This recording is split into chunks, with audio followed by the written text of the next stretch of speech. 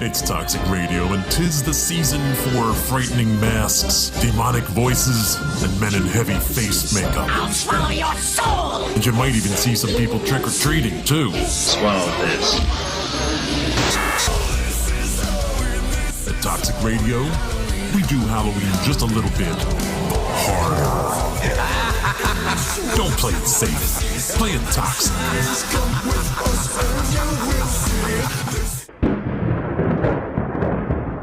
Master, dinner is served. Igor, it's not that I don't appreciate the effort, but you know I prefer my meals uncooked. And how many times have I told you about using garlic? Yes, Master. Forgive me, Master. Please.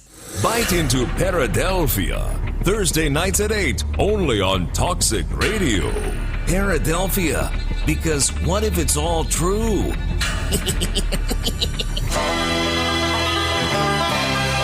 Guess what? Toxic Radio is going on a road trip. Westbound and down, 18-wheeler rolling. November 7th, we're crossing the river into Philly, and there's gonna be a party. Why a party on a Sunday in November, you may ask?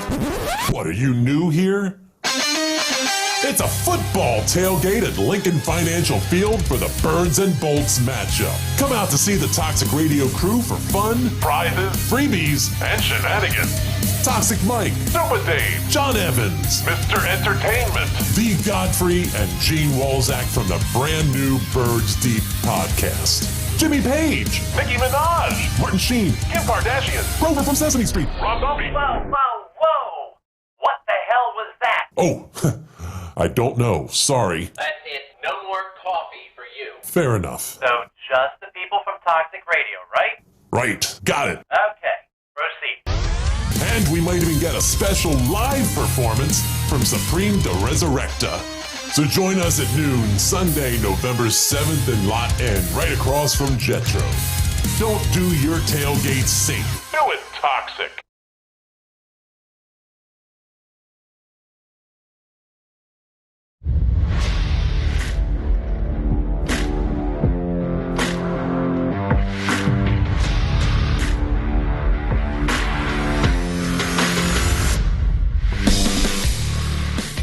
Hungry for Hope Nation, your host here, Donnie Hart, and man, do we have a great show. You know, we do a lot of hope, but we also do a lot of food, man. You know, we're big cheesesteaks guys. We've done our top favorite cheesesteaks in Philly, man. And what's better than to have somebody who brings hope and brings cheesesteaks, man. But first, let me introduce you to my co-host. Co-host? Hey, Donnie. Say your name. You guys tell them who you are. I'm Matt Davies, the co-host now. Matt Davies, our co-host, and we are joined by our other co-host, Yanni the Greek. Yanni? How's it going, everybody? If you are the co-host, what does that make me? I'm just like Robin to your Batman. Is that what it is? You're the Batman of co-hosts. I can tell you what you're not. You're not the guest, but we do have the guest, man. And Hungry for Hope, it's all about inspiration. In these times right now, man, during the pandemic, they haven't been easy for people. Yanni, you're in the food business. You own a food distribution company. You've seen firsthand, man. You supply the food to restaurants, cheesesteak places, pizza places, diners. You've seen it. The pandemic has hurt these people, and I can't be more proud to have a guy who's going through these struggles, but he's a great guy, man. And, you know, I know it can't be easy, but I'm so happy to have Barry Washington all the way from Louisville, Kentucky. He owns Barry's Cheesesteaks and More, man. Barry, you there? What's happening, brother? Barry, man, all the way from Kentucky, man. Where you at right now, Louisville? Louisville, Kentucky. That's how they say it down here. Yeah, I know. I've been out there. I don't think I spoke the right, tang on my thing. They could tell I was from out of town. Don't worry, it took me 10 years. Yeah, you're originally from the PA area, correct? Yeah, born and raised in Pittsburgh, and had a chance to live up there in Norristown and Lansdale, and ran around a lot in North Philly. Oh man, I can hear the Pittsburgh in you. Pittsburgh. yeah, you still have it. Yeah, boy. So how long you been out in Louisville, Bar? Man, I came down here in 1997 to go to school, and I'm still here. Man, yeah. One of my great friends, Sean Davis, he actually lives down there. He's originally from this area, man.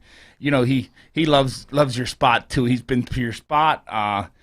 You know, he's one of the guys who told me about your spot. He's like, you got to get the Be Right fries, man. You got to get the Be Right fries.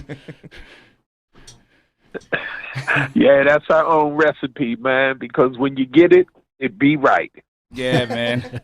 I've heard so much. I can't wait to get them. But Barry, man, your story. I've came across your story a couple times, and it's just one of inspiration. Hungry for Hope. You know, I told you a little about me. Our whole show's about people overcome stuff, man. I like to really have people who've been through hard times share their stories, because there's so many people going through tough times, people who's going through struggles. I might have went through it, you might have went through, and they feel like there's no hope. They feel like that's rock bottom. And I like to highlight stories, and your story is one that needs to be highlighted. So where did this start? You were born in Pittsburgh. How was it growing up? Tell us about Barry Washington. The show's yours. Well, growing up in Pittsburgh, Pennsylvania, raised by Clyde and Edith Washington, and later on in my life, I found out that I was adopted, and my biological mother was a prostitute at age 16. And my biological father, I guess he was a pimp, dope dealer, you know, out there in the streets, because he was pimping my mother. But being raised with Clyde and Edith Washington was the best thing that happened in my life. You know, we had rough times and things growing up, but, you know, to watch my parents who raised me work hard, they would go all out for their children and for their family members. But, you know, I had some problems growing up. I was struggling in the reading area. Couldn't read, couldn't focus in school sometimes, getting in trouble, and was kicked out of one school in grade school, was kicked out of a school, and then they got me into another school, and they just pushed me, you know, through grades. I never really passed the grade. And the highest grade that I have completed is the 8th grade. And because once I got to the 9th grade, I just dropped out. And I just got out there, you know, banging and slanging, man, out there selling weed. And then we started selling cocaine and heroin. And, you know, we had a little team, you know, we were all capable of making money. But the money got to our heads. Then we started snorting up the dope and the coke. And next thing you know, it led to me, you know, shooting cocaine and heroin for almost 10 years. Just living that life like that, in and out of jail, robbing people. One year, I was up in Ypsilanti, Michigan, and I'm sticking up guys up there, and my best friend got killed.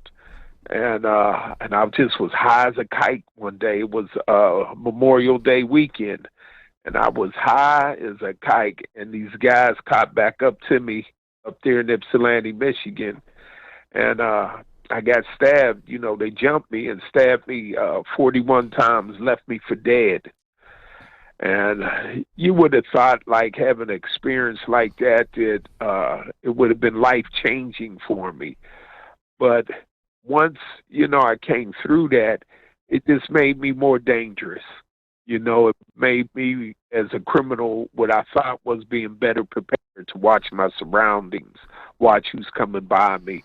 You know, never putting myself in a position that there wasn't a way out if I had to get out. And so, you know, that's basically how I was living my life, in and out of, you know, jail and shootouts. And, you know, sometimes, man, I have some dreams about some of the stuff I've done. And, you know, and I pray each morning, and sometimes I just say, Lord, you know, hey, you know, forgive me. I'm so sorry, you know, that I was that type of person. And one year I was doing really bad in Pittsburgh, so my sister came and brought me up there to Lansdale, PA. And when I got up there to Lansdale, you know, you would think this community was kind of slow, but it was a heavy cocaine environment. And we used to go downtown Philly, and we would buy the dime bags, you know, about 5 or 6 bundles of them. and then we bring them back up to Lansdowne, sell them for $20 or $25 a bag. And you know, I was blessed with great gifts to be able to cook. I worked in the restaurant called Garibaldi's up there, Alfalfa's in Lansdale, and worked out there in King of Prussia. But, you know, I just kept on, you know, doing that dope, man, kept shooting that cocaine and heroin and things. And, you know, it just became a real ugly life. And, you know, there was days when I would be sitting in this one little room that I used to rent, and I would actually, you know, try to OD myself because I just, you know, I wanted things to end. And I would just sit up there and shoot coke all night long, you know, to the point of falling down and passing out and getting back up and doing it again. And so, you know, living that life, man, you lose kind of like your morals. And there was a time when I got clean for several months, and then I came back out on the streets, and at this time we were living in Norristown, PA, and we had a team up there that each one of us had the ability to get $5,000 or $6,000, you know, within about like 7 hours, you know, just being on the block, running up and down the street.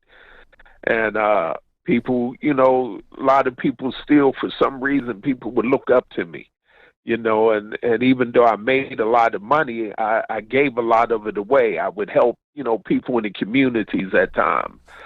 This lady named Miss Emma, bless her heart, she used to send her grandson and say, they used to call me Mustafa, and she said, say, go find Staff. Tell him I want to go to Atlantic City. So I would send her some money around so she could go spend 2 days in Atlantic City and things. And, you know, and I still would buy basketballs and stuff for kids and be out there doing things. But, you know, things just got so bad to the point that in 1995, man, I lost like everything. And I ended up, you know, living in an abandoned house in Norristown on Green Street. And the owner of that house saw me coming out of his house a couple of times, but he never would say nothing. And in the wintertime, this guy left the gas on in there, you know, so I wasn't in there freezing to death at night. But it seemed like the world was just closing in on me. And, you know, everywhere I looked, you know, I was figuring as, you know, I'm either going to die of drugs or I'm going to do life in jail because I'm going to kill somebody, because sticking up was my real thing. And I said, or somebody's going to kill me. Those were like the options that I thought I had. And I can tell you this, man, after stealing my sister's TVs and my niece's televisions and things, in 1995,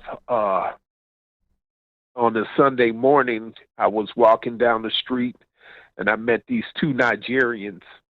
And I tell you the truth, I said, look, sir, can you help me out with something to eat?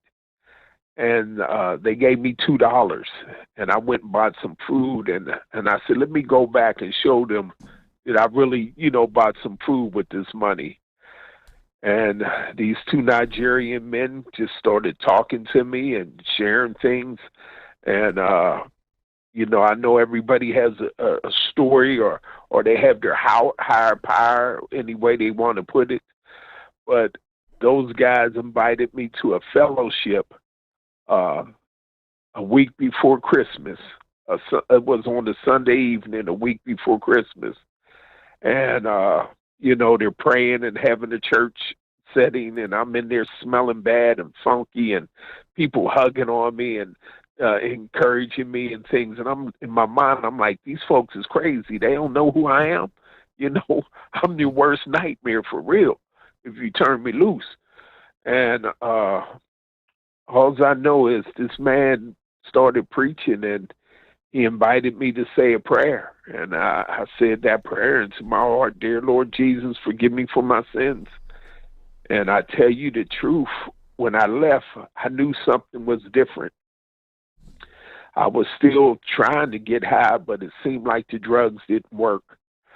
And I got up some courage and called my sister. And I said, hey, Karen, what's going on? And she said, Barry, is this you? I said, yeah. And she said, are you coming home for Christmas? And I said, I don't even know where we live. And she said, where you at? We'll come get you. I said, listen, I just need a couple of days to get myself together, because, I'm struggling, jonesing a little bit still for some dope and stuff. And they came and picked me up on Christmas Eve. And my little niece just ran and grabbed and she just hugged me. And they took me to their new house. I didn't even know where they moved to. And when I got in their new house, I said, listen, y'all, I'll just clean up, and when Mommy and my other sister get here, I said, listen, I'll stay and then I'll go back and sleep in the abandoned house. And my niece grabbed my hand and walked me up the steps in their house. And she said, Uncle, here's your room. And she opened up a door and a little bed was in there, television, the little stereo and things. And I was looking at her. And then she went over to the cupboard and she opened it up and she said, Uncle, here's all your clothes. And man, I just was in tears. I didn't know what to do. And I found out some years later, I just found out really about 2 years ago that my sister was so tired of me back then that she packed up all my stuff and put it out on the curb for the garbage truck when they come to take it away. And my niece at that time was about like 9 or 10 years old, and she went out there and brought all my stuff in, and she made a room for me in their new house because she used to tell her mother, my uncle's coming home, and he needs a room. And so, up there in 1995, going into the new year, my oldest sister came in from Michigan, and she gave me another chance to go back to Michigan, and that's where life started over. And, it was different. I was going to church, meeting people, and I just knew in my heart, though, that I got to find some way to give back, some way to, to try to help pull people up. And, people were saying, well, you need AA and NA. And I said, I just don't want to go that route. And I stuck to the church, and then I started learning how to read because I couldn't read. And I went up there to a school, adult education, and took the GED test. And I actually failed it, and I smiled at the lady. I said, that's all right. The Lord said I'm going to pass in December, and she laughed at me. And 90 days later, I passed that GED test. And then I had some mentors up there, through different churches who was working with me, because when you come from the streets and you're trying to live this new life, this being a new creation, a new creature, you really have to learn how to live because, everything is like aliens to you. You're used to, maybe sitting down, you get out of jail and you'll still have the habit of kind of covering your food when you eat, or you've been in such ugly environments that you just don't smile a lot or you just don't trust anybody. But when I got up there, these two mentors, Ron Horton and Ronald Arthur, these ministers, they helped me and, encouraged me and helped build me up. And then they got me to come down here to Louisville, Kentucky in 97 to go to school, to college at Southern Baptist at Boyce. And that was a whole another way for me. I was like, man, these folks is crazy. I can't even type. Matter of fact, can't even spell type, But by the time it was finished, I got associates, a bachelor's, left the college with a 3.2 grade point average, and I went and did my master's in theology.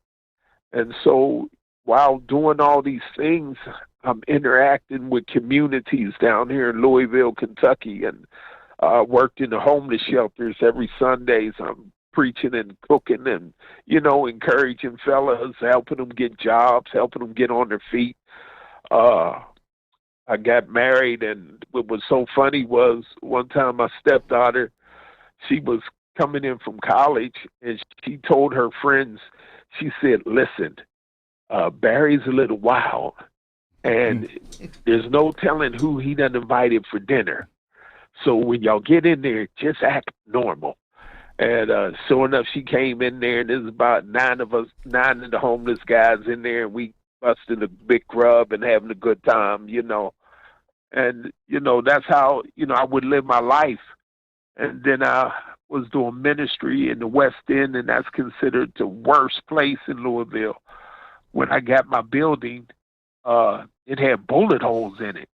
And the store right next door to me was the one that got blowed up by a group of guys. And I was like, what am I doing down here? And so a murder happened down there, and I came down, and I decided, I said, I'm not going to be out here with these preachers with bullhorns protesting and telling everybody get off the block. I said, I'm just going to do things a little different. And so I went and made friends with all the drug dealers. And I didn't tell them, to come to church or nothing. I just said, look, I'm just making friends with you. I pray with you. And then I started summer camps for the kids down there. And when one group of guys wanted to burn down my building, it was the drug dealers that came down and said, listen, y'all ain't bothering him. He's a good man. And they told these guys, like, if something happens to this building, y'all ain't got to worry about waking up the next day. And, so I had a lot of free passage. And so I started doing things. I got a basketball court. I got Texas Roadhouse to invest $50,000 in basketball courts. We got other companies to invest money to build kitchens. And we started these junior chef programs. And, just empowering kids, and then trying to, also work with those in recovery. I just had to tell them, I said, while y'all in recovery, quit trying to be slick all the time. Because if you were so slick, you wouldn't have got yourself into this mess you in. I said, so let's just try to be real, work through things, and let's just make a difference. Let's make an impact. I can remember waking up in the hospital after ODing one day, and my sister was just looking at me. And I said, oh, no. And the doctor said, what's the matter with him? She said, he's embarrassed, And so I decided I no longer want to live life being embarrassed. You know what I mean? Yep. I don't want to be embarrassed. I don't want my family to be embarrassed to see me. There's Barry. I don't want nobody to be embarrassed no more. And, I always use a phrase down here because things is getting rough in the restaurant. I had to shut one down because we didn't have employees, and I've still got one going. And when I told you about that picture, and I told you I lost weight, I seen that picture you had of me. And because the governor gave me some awards and all this stuff, and CBS News did a story. But I was laughing. But at that time, I gained all this weight because I found out that I only had 18% of my heart working. And I swelled. Oh, no. I think we lost Barry. I think we lost Barry. Oh, man, that story. I'm kind of into now. Mike's going to be on top, but we can... We're going to have him right back. We're good. Barry, you're there? Okay. Barry, we're getting Barry back on, they're man. taking care of it. Yeah. It'll be all right. But, man, just while we have a minute here, how about that, the beginning of that story? Even Wow. But it goes to show you, like, the innocence of a child, right? You know what I mean? She's 9 years old. She doesn't know about all this rough love. She just, my uncle needs some help, and let's help. I thought that was so powerful. I know you could even get from, I've been looking forward to hearing, but you could even get, when he was in them bad times, you can tell he was still a good person. Yeah. Man. He even said, he was helping people in the community out in Norristown, man. And not even helping him with food, it's helping the lady get to Atlantic City. He was getting gifts for people. He just had that heart, Yeah. He was in, he came from a rough environment. I say sometimes people just don't get a chance, man. They come, his biological parents, a prostitute and a pimp, man.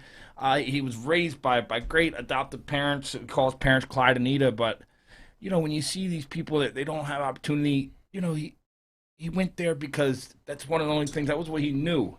But he still had that good heart. And once he was able to get out of that, once people showed him the way, man, he still had that great heart he had back when he was doing bad things.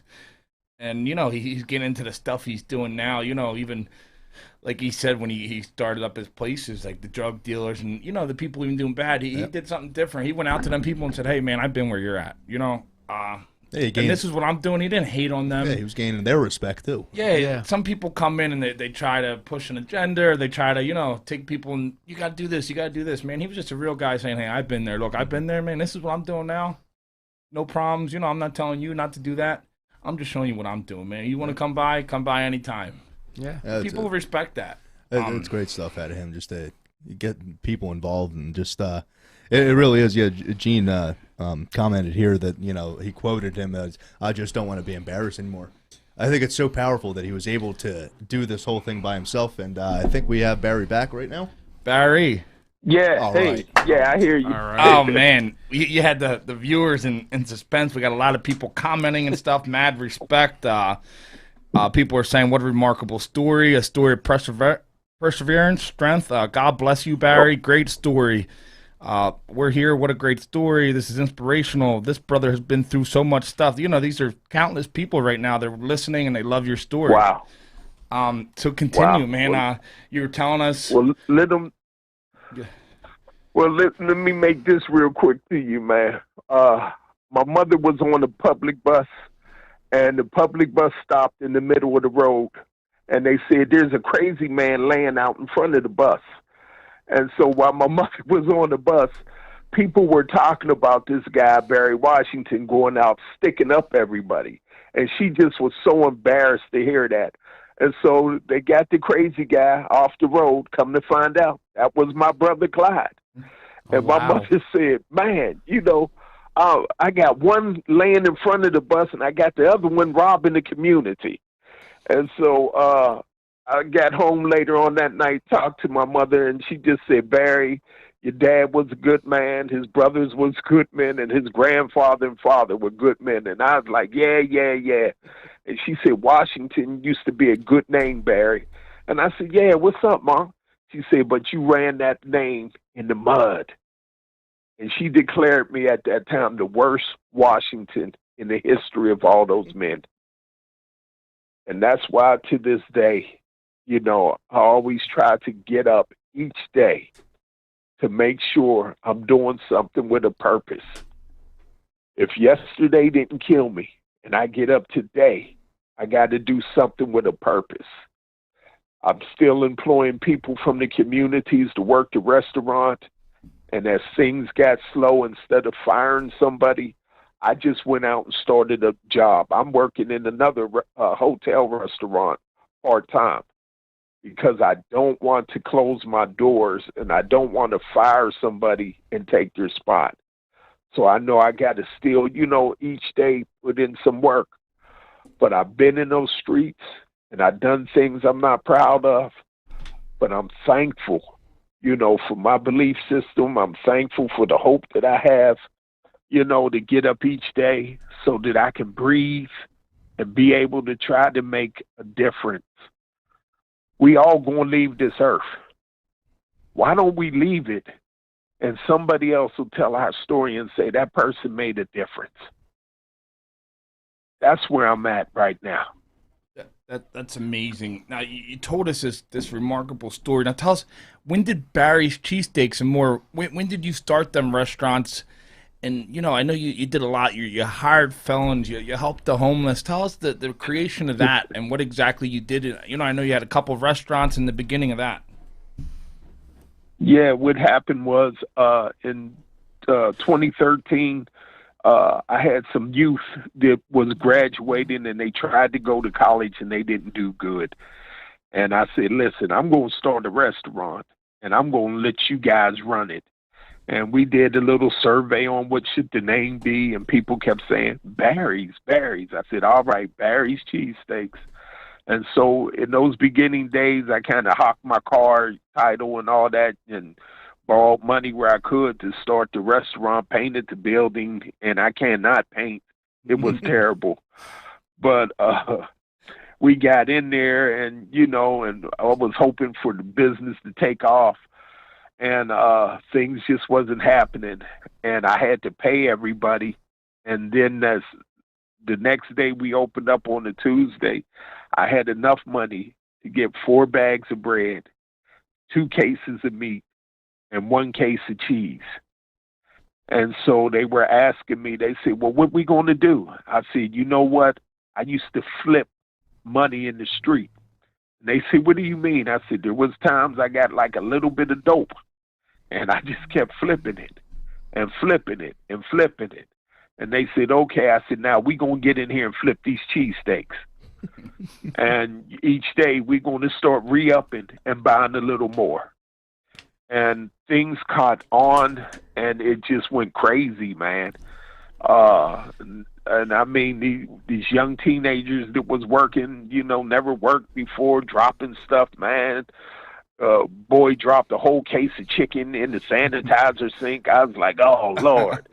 These will be the cleanest wings anybody ate. We got Yanni going nuts. Yanni actually, his family owns a food distribution company in New Jersey. He's over here like, nah, what? Yeah, I'm not sure if the Department of Health will be okay with the sanitized chicken, but we'll look past it. Yeah, that's 2013. That chicken's gone and digested. Yeah, we're good. It was the cleanest meal you ate.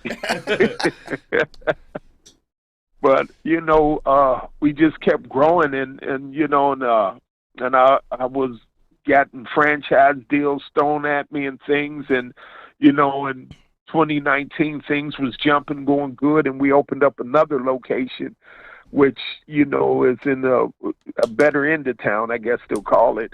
And when COVID hit, man, I mean, it just hit so hard, I just basically lost everything. And I mean, I lost everything, but I just would fight each day to keep at least one restaurant going, keep these people employed, you know, and keep showing up with a smile, you know, because, you know, when you go in and you complain because you're losing money, there's no sign of hope for people. But if you know you're losing money, but you get in there and you just get down and, you know, do what you got to do to make it through that day, people start seeing like, hey, maybe there is something. Maybe there is going to be some light. And Barry's Cheesesteaks been, you know, recognized throughout, you know, a lot of places in the United States. We were on Food Paradise and things. And so now, you know, hopefully COVID is being handled better and more people are, you know, taking precautions. And, you know, like I told people, I done lost over close to $2 million. I said, man, things got so rough, I couldn't even pay my car note for like 3 months. I said, am I going to keep buying meat or am I going to pay the car? I said, now, I know they'll give me a little bit of time to get these payments in, you know, because it's COVID. I'm like, you got to give a brother a break. And so I just kept buying supplies, you know, trying to, you know, keep these restaurants going. And I just believe, you know, in the underdog story, man. You know, that cocaine and heroin almost killed me, man. And like I say, I'd rather die doing good than die doing the stuff that I've done in my past and the great harm that I've caused people. I want Barry's Cheesesteaks to get back on top, get back to growing.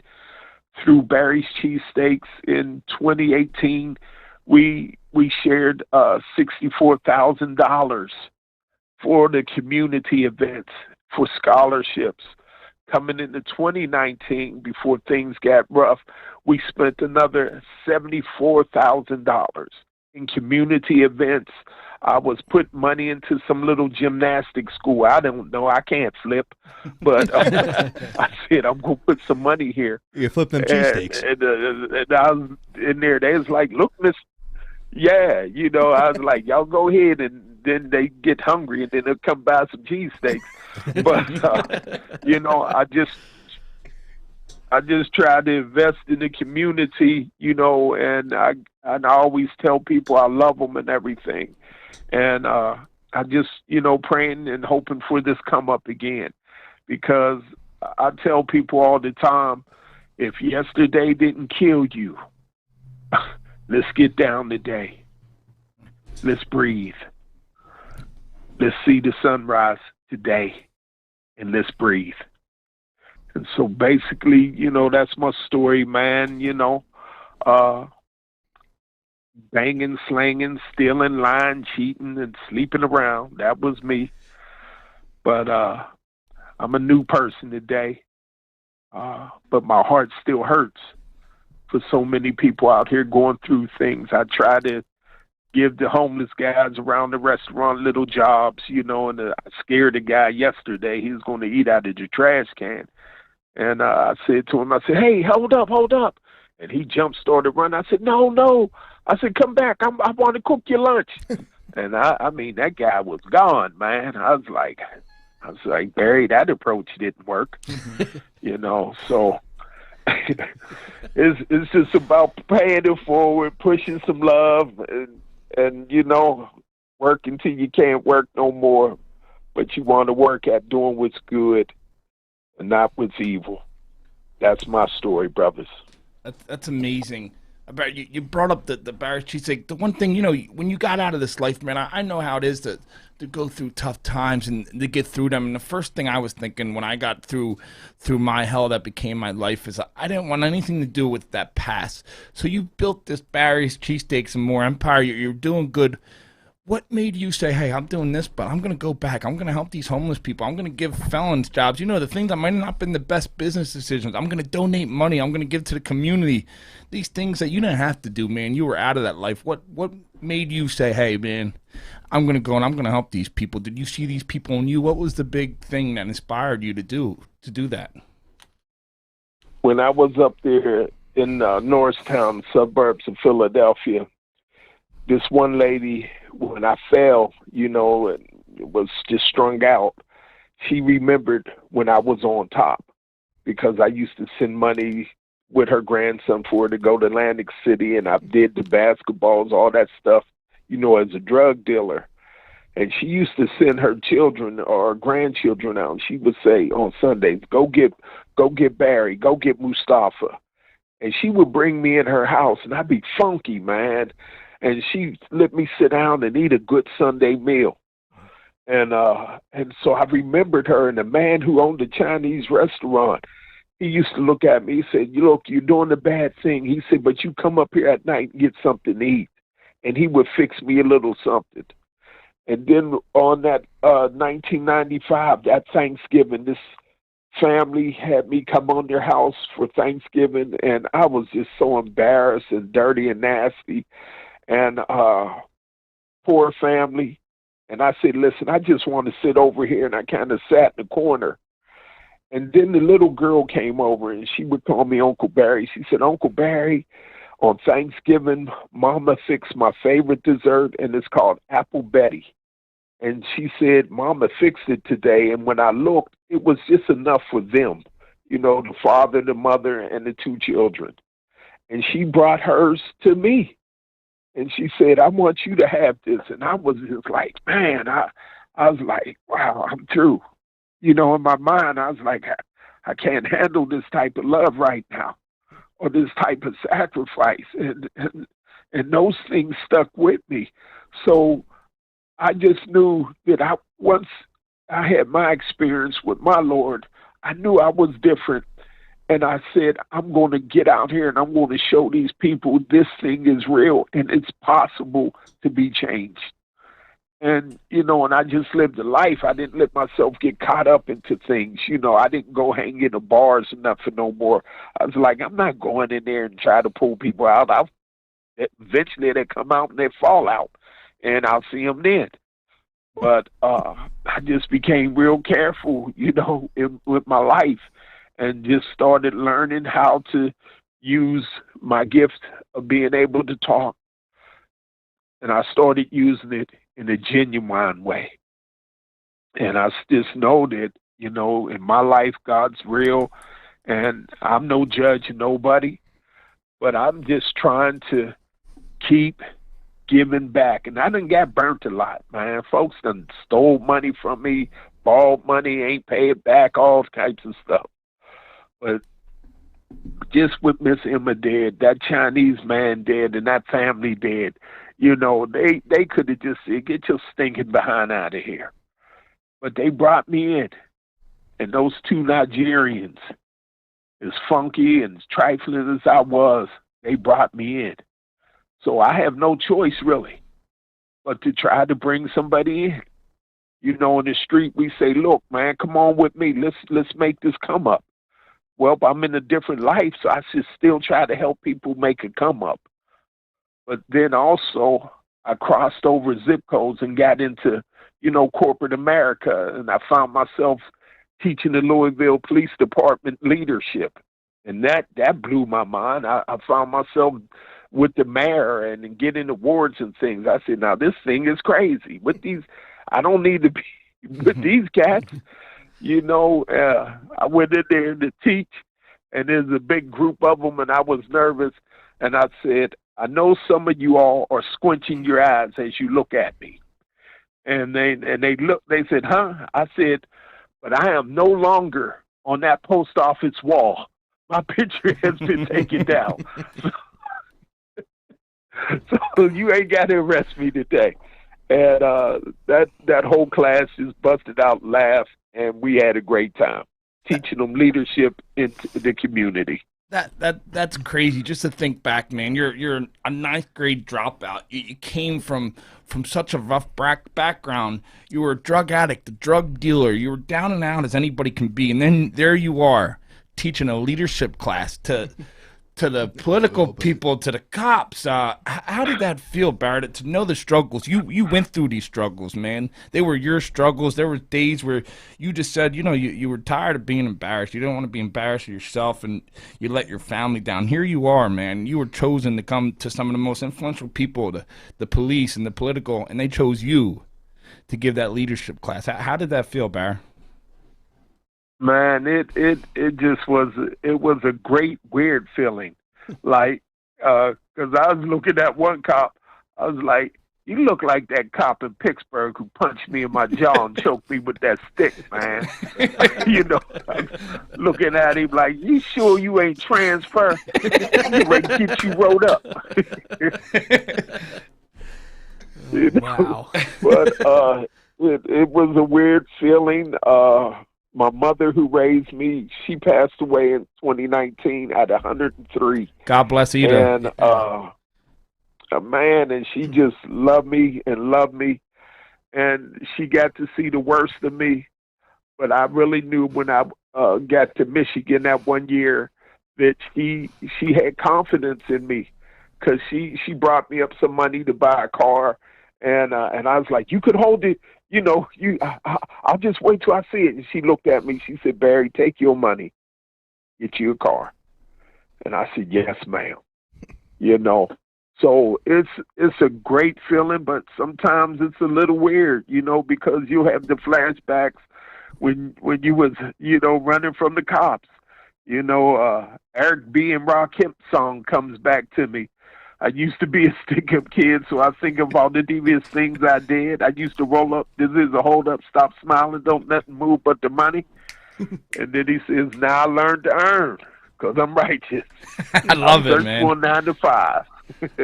I love it, man. I preached that in the church one day. That kind of didn't go well. You're so authentic, man. That's just what I love about you. You can tell, man, you know, you had this life-changing opportunity where you did so much, but you're still Barry Washington, man. You didn't let anything change you, and people could tell that. I'm sure if people listening, man, they might be going through some rough times, man, and you're somebody who lived them rough times. If somebody is listening, man, and they're in them rough times, Barry, what would you say? What advice would you give? Even a lot of people are going struggles through the pandemic. Somebody like you who's been through the struggle, got out of it, even still facing struggles because of the pandemic, what would you tell people? What kind of hope would you give them? Listen, man, I just want to tell them, one, there's love that is willing to be poured out on them, and they got to let themselves be loved. And then two, sometimes we get so much kicking ourselves in the head all the time. I'm a failure, I'm this, I'm that. And I just want to tell them, according to my belief, is that there's great love and it's calling you today. And even on my personal Facebook page, I make myself available. I love to pray for people. And I just want to tell them, listen, yesterday didn't kill you. You're breathing today. So let's try to work together for this better day. You can do it, but you're going to need support. And you need the support of people who have genuine love for you. The type of people, if you walked in their house and you funky and smelly, they still sit you at the dinner table and have you eat with the family. Mm-hmm. Don't give in. Don't give in. Please don't. I believe there's greater days for you if you give it a chance. I couldn't read. I couldn't do none of that. And I sit in business meetings with guys and women, and when I tell them this story, it blows their mind. I believe right now somebody out there could be the next Bill Gates. They just got to get up, keep fighting. I believe there's some women out there that, yes, you might have sold your bodies. That's all right. You ain't for sale no more. You've been paid for. Get up. There's still hope for you. Keep listening to these guys' podcasts. They're pushing hope. And all I want to leave you is with this. I love you. And if you ever want to reach out to me, feel free. I will respond back to you. Barrett, there's a lot of people listening. They want to know, how can they help get involved? They love Barrett's Cheesesteaks. Not all of our listeners are from that area. Some go there. How can they connect with you, help your business, share stuff, support you in any way? These people want to support you, man. They're, your story, your character, who you are, man. People dig it. People love it. How can they help or share or support? All right, I'll tell you a couple of things. Now, you probably know by now I'm a comedian too. But look, is one of y'all want to send some checks in to help pay these taxes so they leave me alone, we'd be all right. But, we just got to work through this. We're hoping that our business grows. I need workers for my other store to open back up. And once that other store opens back up, I'm going to work there part-time, training people, but I'll still go back to my other job to, help keep the cash flow coming in. And then I do community things. Just hit me up on Facebook, Barry's Cheesesteaks and More on Facebook. And I'll reach back to you. I'll tell you about our events and different things that we're doing. And if there's any way, when I come into Philadelphia pretty soon, my family still lives in Norristown, and my niece lives down in Philly. And the same niece that fixed me a room when she was 10, she bought a house, and she called me last year, and she showed me a picture. She said, "Uncle, here's your room." This girl is still making sure her uncle has a room. So let's, stay connected. I want y'all to stay connected to Brother Donnie, because he's really the anchor in all this to help get this word out to thousands and thousands of people. And, we need a lot of prayer, and, like all these small businesses, we got to get our cash flow going. And one of the things that I do sometimes is, I get to meet people at Restaurant Depot. I kind of watch what they buy. I'll go to their restaurants and eat. And this one guy owns a rib place. So one day I went and bought him a case of ribs and delivered it to his restaurant. He's like, "What's this for?" I said, "Man, we in this thing together. I want to make sure you got enough meat to sell today." And he's like, "What I owe you?" I said, "Nothing." And I said, "When I come for my rib tips, I'm paying that same price. Don't be trying to, you charge me 1075, man. I'm bringing my 1075. But we just all got to like really work together, and we got to work just wanting to share love, man. There's too much hate, too much fighting going on. People are really fighting the wrong fights. You know, we got to embrace one another. You know, if I'm going to fight, it's a good fight, and it's going to help change lives. It's going to help bring somebody from the bottom. And I done met millionaires who were alcoholics and who I counseled with, you know, and helped them through at times when their drinking got too bad and landing in the middle of the floor with a fifth of liquor, you know, but through the pandemic, them cats kind of forgot me. and I said, but that's all right, you know, but we just got to get our cash flow together, and we got to just keep going forward. And I want to be able to be there, to come up there in Philly and be on your show live one day and just hang out with you guys. I do want to go to Reading Terminal, because I got to get my Italian pork sandwich down there, man. Yeah, I already been reaching out to people. I know El Wingador, man. He's one of the biggest food guys in this area. He loves everything. He told us he has a wing sauce. He wants to send you out some wing sauce. I had mentioned I talked to Tony Luke's, the Nick over there, the owner over there. I told him you were going to be on, man. I would love to bring in, connect you with some of these local food people.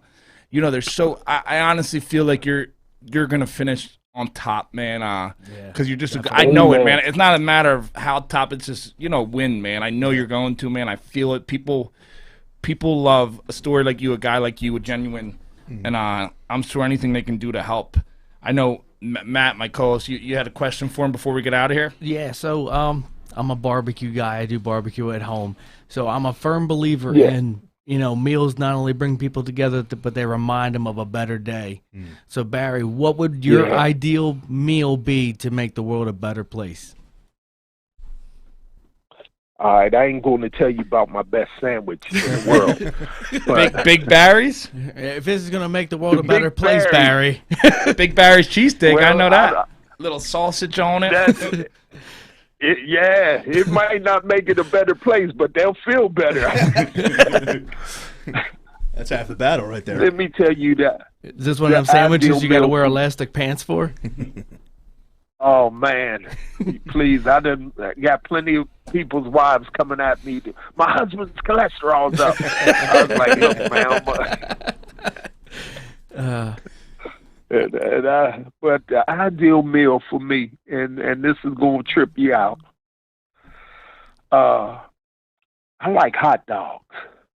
Okay. I like a good hot dog on the grill. I like some good ribs and potato salad, and I love green beans.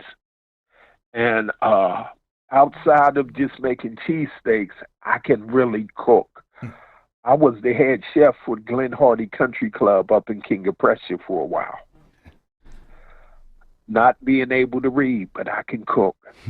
And the ideal meal is get them hot dogs, all that stuff, and then everybody just, you know, having a good time, busting some jokes, you know, put on a couple of my old school rap songs, you know what I mean? Yeah. You know, and us just, you know, I don't drink, but, you know, if that's your thing, you know, I like root beer. And that's my ideal, man. Yeah. And then check this out, y'all. I met with Charles Ritters up there. I had a video and walked into their building and got to meet their whole staff. And they send me down meat now from Philly. So that's where my meat comes from. But I want to meet Tony Luke and all those guys. Yeah, Yanni, who's also our co-host right now, he owns the food. They do business with Ritter. We do business with Ritter. They're great people. So you know you're getting some quality product from them, for sure. Yeah, and it's good. I ain't going to lie, man. I had to watch myself, man. Had to back that thing up, you know. But I know I'm silly. Yanni, before we get Barry out, you know, let's ask the question everybody's got on their mind. You know, let's without giving out too many company secrets here. What's the cheesesteak recipe? What are you working with? Now, you know, I use the Charles Ritters. Okay. But when I lived up there in Lansdale, I met a guy. He owned Garibaldi's. He asked me, did I know how to make a cheesesteak? I jumped on there, was chopping, making all that noise. He said, look, bruh, this meat is dead. And he taught me how to make a cheesesteak. And so when I had the chance to open up Barry's, I had to make it with Barry's personality. So I got some seasonings and things that I use in my meat, and how I prepare my onions and peppers and mushrooms and things each morning. We make fresh homemade chili. And then I had to come up with my own fries recipe. And my Be Right seasoning, you guys send me an address. I'm going to send you some Be Right. And you can put it on your ribs. You could put it on my man's chicken, and you can just put it on your hand, and it's gonna be right. We're gonna send you some Wingador sauce, and we're gonna get that. We're gonna switch, man. I need it, and because we got wings too, but man, I would love to have a product where I could tell everybody, hey, this is how we get down in Philly. Wingador's a 5-time wing ball champion. He's a professional eater, man. He had restaurants. He has an inspirational story. He's following right now. He's loving the interview, man. He's, like I said, he's one of the biggest food guys in this area. Wait, El Wingador to be on the contest? Yeah, Bill Simmons, man, El Wingador. He's tuning in right now, man. He's part of Hungry for Hope. He's he's part of Hungry for Hope Nation. Dude? That's my man. Oh man, I already told him I got to connect you guys, man. We're gonna connect you guys. I've been talking about you to him all week. Yeah, man. I thought you was just like it was somebody stealing the name. No, you got the real El Wingador. I got the real El I've been Wingador, man. keeping up on that. Yeah, man. He's one of the inspirations. He's on the show all the time. He helps us so much. He does a lot of great in the community with us. And yeah, I told him about your story, and he was so excited. Oh, wow. Yeah, I'll connect you guys, man. But man, my mouth is watered. Yeah, we're gonna send you that too. I already told him I'm gonna send you some of that. I actually sent it to my buddy Sean in Louisville, who's watching. He's like, "Man, I love this. You can put it on anything. I put it on my eggs, my chicken. We took shots of it." We did. And he has an inspirational story, man. He helps the community. You know, it's not just about product for me. I look for the people, man. There's so many people who want to get involved on the show, but I just don't like them as a person. Like you're a genuine person, man. I'm in a point in my life where I can choose who I talk to. I can choose who I have on my show. And you know, I know that's right. Somehow, Matt, we made the cut. So there you go. Oh man! Before Barry, I just want to thank you so much, man. I knew your story was going to be amazing. Before you get out of here, anything you want to leave the viewers with? Anything you want to leave Hungry for Hope Nation with? I just want you all to, keep on pushing forward, keep giving people a chance. You're going to get burned, but that's all right. Burns heal. Keep spreading that message of love, and keep supporting Donnie and his staff there. They work hard. I know Donnie be out there laying that cement, so y'all got to support him and support this calling he has on his life. And I just want y'all to know I really do love you and appreciate you. And feel free to reach out to me on Barry's Cheesesteaks and More, or just Barry Washington, and I will respond. And I just appreciate you all and thank you all so much for this opportunity. All right, Barry, thank you so much. Yeah, thank you. Johnny man. wants to thank you. Matt wants to thank you. Thank you so much. Man, I just know you're going to do such great things, and you're going to have so much success. You already are, but I just can't wait to see it, man. Barry, all of us want to thank you, man. Have a great night, and thank you for coming on, Barry. All right. Talk to you soon. See ya. Peace. Oh, man. That was a fun one right there. Yeah. I knew it. What did I tell you guys? What a storyteller, too, by the way. He Yeah. really hit on all the parts. He made you laugh. He made you cry. I mean, yeah. He made you hungry. He made you hungry. The guy's a storyteller, man. You could sell Barry, just not. And the food's amazing, man. They say these Be Right fries, man. My buddy talks about them. They're amazing. And the Big Barry cheesesteak is supposed to be amazing. But I told you I laughed. Talked to Barry before, and he's like, can I do the 30-minute interview? Like, yeah, you do the 30-minute interview. And I knew, what did I say? I was like, as soon as he starts, as soon as this story, we can get this story out of him, we're not going to be able to stop him at an hour, because I knew he had a story. I knew people would want to hear it, and I knew we could get him to share that story. But he was just somebody, some people are just modest like that. I was like, this guy, he thinks he's going 30 minutes. Wait till this story gets going, man. He has a story that you could tell forever. Matt, what do you think about that? Matt Davies. This story legit makes you hungry for hope. Like it really does, because now I want a cheesesteak, Donnie, and but also like that was inspiring. Like he changed his life based on, hey, I can cook and I could teach these young kids how to cook, and I could get these homeless people off the streets and getting a job, and guess what? They can eat while they're at work, so I know they're not starving. Yeah, I like about him what we bring up so much. He changed his life, but he didn't really change. He was still that Barry. He didn't try to think he was better.